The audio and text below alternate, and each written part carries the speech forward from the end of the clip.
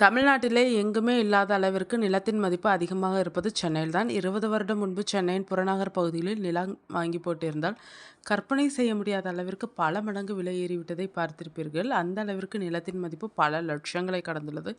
இதனால் நிலத்தை கைப்பற்றும் நோக்கில் மோசடி பதிவுகள் நடக்கின்றனர். அந்த வகையில் சென்னையில் ஆள் மாறாட்டம் செய்து ரூபாய் 67 லட்சம் மதிப்புள்ள நிலம் மோசடி செய்யப்பட்டுள்ளது. இதில் ஒருவர் கைதாகியுள்ளார். சென்னையில் உள்ள நிலத்தின் மதிப்பிற்கு ஒரு சராசரி அல்லது மிதமான சம்பளம் வாங்குபவர் தன் வாழ்நாள் முழுக்க சேர்த்து வைத்தாலும் நிலமோ இடமோ வாங்கிவிட முடியாது. ஏனெனில் சராசரியாக 40 லட்சத்திற்கும் மேல், ஏன் சில பகுதிகளில் கோடிகளில்தான் ஒரு சென்ட் நிலம் போகிறது. இப்படி நிலத்தின் மதிப்பு அதிகமாக இருப்பதால் மோசடி சம்பவங்களும் அதிகமாக நடக்கிறது. சில இடங்களில் ஆள் மாறாட்டம் செய்து மோசடி செய்வது நடக்கிறது. உண்மையான நில உரிமையாளர் போல் தோற்றம் கொண்ட ஒருவரை அமர்த்தி போலியான ஆதார் அட்டை, வாக்காளர் அட்டை, பான் கார்டு போன்ற ஆவணங்களை தயாரித்து அவற்றை பயன்படுத்தி விற்பனை பத்திரத்தை பதிவு செய்து நடக்கிறதாம். மோசடி செய்பவர்கள் பத்திரப்பதிவு அலுவலக ஊழியர்கள் அல்லது ஆவண எழுத்தர்களுடன் கூட்டு சேர்ந்து இப்படி மோசடிகளை அரங்கேற்றியுள்ளதாக புகார்கள் கடந்த சில ஆண்டுகளில் வந்துள்ளது. நிலத்தின் உரிமையாளர் வெளிநாட்டில் இருப்பார் அல்லது நிலம் எங்கு உள்ளது என்றே தெரியாத அளவிற்கு நிலத்தின் உரிமையாளர்களின் பிள்ளைகள் நிற்க நேரம் கூட இல்லாமல் வெளிநாடுகளில் செட்டில் ஆகியிருப்பார்கள். சில உரிமையாளர்கள் வயதானவர்களாக இருப்பார்கள். அப்படிப்பட்ட நிலத்தை தான் மோசடியாளர்கள் ஆள் மாறாட்டம் செய்ய பயன்படுத்துகிறார்களாம்.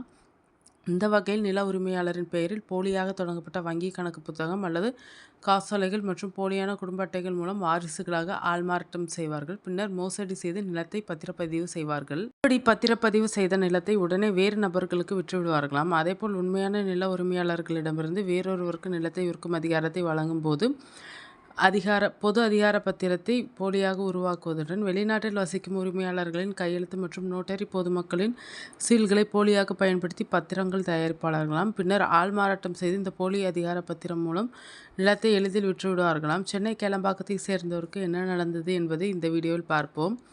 சென்னை கொளப்பாக்கம் மேகஸ்வார்த் நகரைச் சேர்ந்த 36 வயதாகும் வித்யா என்பவர் நிலம் வாங்க விரும்பியுள்ளார். அவரிடம் முகப்பேர் பகுதியைச் சேர்ந்த ராகுல் என்பவர் சுப்பராயலு என்பவருக்கு கொளப்பாக்கம் பகுதியில் 1500 சதுரடி நிலம் உள்ளது என கூறியுள்ளார். இதையடுத்து அந்த இடத்தை வித்யா ரூபாய் 67,50,500க்கு வாங்கி பத்திரப்பதிவு செய்துள்ளார். நிலத்தை வாங்க தியாகு, பிரபாகரன், லலிதா மற்றும் அருள் பிரகாஷ் ஆகியோர் உதவி செய்திருக்கிறார்கள். இந்த நிலையில் வித்யாவிற்கு நிலத்தின் உரிமையாளரான சுப்பராயலு என்பவர் தான் சொத்தை யாருக்கும் பத்திரப்பதிவு செய்து கொடுக்கவில்லை என்று வக்கீல் நோட்டீஸ் அனுப்பியிருக்கிறார்.